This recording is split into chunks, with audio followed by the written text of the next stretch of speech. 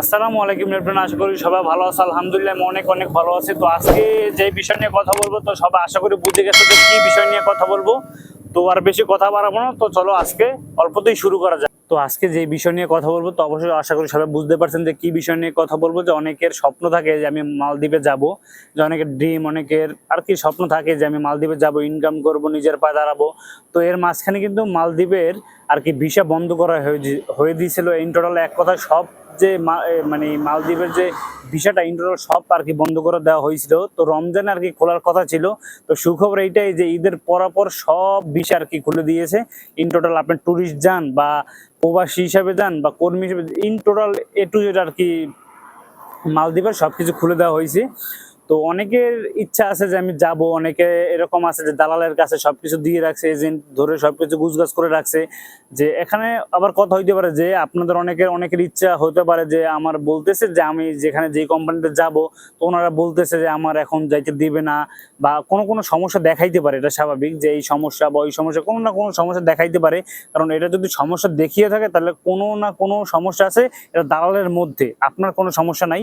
তো এখন যে মালদ্বীপের যে ভিসাটা সবাই জানে, পৃথিবীর বর্তমানে অনেকেই জানে, যারা আমাদের মতো কন্টেন্ট ক্রিয়েটর আছে, যারা আর কি এজেন্ট আছে, সবাই জানে যে মালদ্বীপের ভিসা এক কথায় যে সবকিছু ছেড়ে দিছে একদম। এখন যে কোনো ভিসা আপনি যেতে পারেন মালদ্বীপে, যে কোনো ভিসা। এর মধ্যে একটা কথা আছে যে অনেকে বলতে পারেন যে ভাই আমার তো কোম্পানিতে সমস্যা, এই কারণে আমার বস আসতে বারণ করে যে এখনো ভিসা খুলে নাই। এরকম কিছু না, এরকম কিছু না। যে এজেন্ট আছে, দালাল আছে, তার মধ্যে সমস্যা।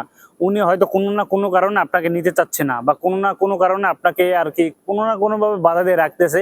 তো এক কথা বলতে গেলে যারা নতুন যাবেন, আমি নতুনদের কথা বলতেছি, তো কোনো একদম ভালো একজন লোক দেখে, বিশ্বস্ত একদম লোক দেখে, তারপর ভেবে চিন্তে সবকিছু গুছ করে তারপর দেন যাবেন। কোনো না কোনো দালালের খপ্পরে কোনো সময় পড়া যাবে না। বিশ্বাসী যদি লোক থাকে অবশ্যই তাদের সাথে কথা বলে ভালোভাবে সবকিছু গুছগাছ করে তারপরে যাবেন। আর এখন যারা বলবো, যারা পুরান, যারা ভিসা আর কি দিছেন বা ভিসা লাগাইছেন, পাসপোর্ট সবকিছু গুছগাছ করছেন, যারা যাবেন টাকাও জমা দিয়ে ফেলছেন, যদি তাদেরকে বলে যে আমার এখনো সমস্যা আছে, তাহলে কিন্তু অবশ্যই দালালের মধ্যে সমস্যা, যে এখন না পরে নেব বা এখনো ভিসা করে না, বিভিন্ন আর কি ছুতো দেখাবে। তো এইটা অবশ্যই আইন ভাবে নেন, আর যেভাবে নেন এইটা আপনার সচেতন করতে হবে। এটা সমাধান করা আপনার দায়িত্ব, এটা গুছগাছ করতে হবে অবশ্যই। তো আমি একটা কথাই সবসময় বলবো, সবকিছু ভেবে চিন্তে করাটা আপনার জ্ঞানের মধ্যে পড়বে। আর যদি সবকিছু আপনি চাচ্ছেন যে আমি দেশে যাব, যার সাথে কথা বলবো, যে কোনো ভাবে না ভাবে একভাবে গেলেই হয়েছে, তো এটা আপনার বোকামি।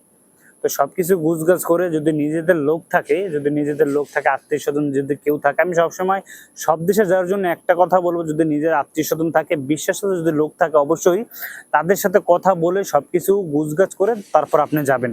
কারণ যদি আপনি এখানে আপনার স্বপ্নের বিষয়, আপনার নিজের পায়ে দাঁড়াবেন, সবকিছু একটা আপনার ধরতে গেলে যে ইমোশন, তো ইমোশন নিয়ে কোনো সময় খেলা করবেন না। সবকিছু ভেবে চিন্তে গুছগাছ করে দেন একটা সিদ্ধান্ত নিবেন। তো দালাল পেলেন বা একটা কোনো লোক পেলেন, তাদের সাথে টাকা দিয়ে, পাসপোর্ট দিয়ে সবকিছু গুছগাছ করে দিন যাবেন। তো পরে যদি সমস্যা হয়, তো অবশ্যই একটা সমস্যার মধ্যে আপনিই পড়ে যাবেন। তো সবকিছু গুছগাছ করে দিন যাবেন। তো এখন আমি লাস্ট একটা কথাই বলবো, যে মালদ্বীপের ইন টোটাল সব বিষয় খুলছে। ট্যুরিস্ট বলেন, যে কোনো ভিসা বলেন, মালদ্বীপের সবকিছু গুছগাছ করা হয়ে গেছে। তো আপনি যে কোনো সময় আপনি যেতে পারেন, কোনো রকম সমস্যা নেই। কোনো রকম 4 লাখ, 4.5 লাখ টাকা, ইন টোটাল সব মিলে 5 লাখ টাকার মধ্যে আপনি যেতে পারবেন। তো আমি 5 লাখ বেশি বলছি, তো 5 লাখ টাকার মধ্যে আপনি যেতে পারবেন।